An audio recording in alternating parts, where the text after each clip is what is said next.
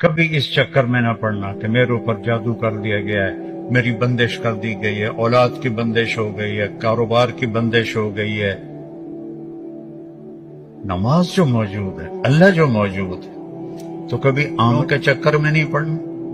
کبھی جو وظیفے بتانے والے ہیں 1000 دفعہ یہ پڑھو، 1000 دفعہ یہ پڑھو، میرے سر میں درد ہے۔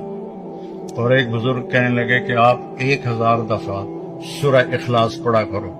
میں کہا جی پھر تو پہلے نالوں ہور درد ود جاوے گا جو میں سر درد نال میں 1000 واری سورۃ اخلاص پڑھا کے میرے کو تو نماز دی رکعت وچ قل ہو اللہ مشکل پڑی جاندی ہے۔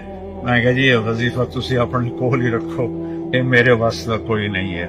میرے نبی نے وظیفہ بتایا، نماز پڑھو دعا مانگو، نماز پڑھو دعا مانگو، صدقہ کرو، سخی بنو، بخیل نہ بنو۔ بخیل سے اللہ دوستی لگاتا نہیں، اور سخی سے اللہ دوستی توڑتا نہیں، چاہے فاسق ہو۔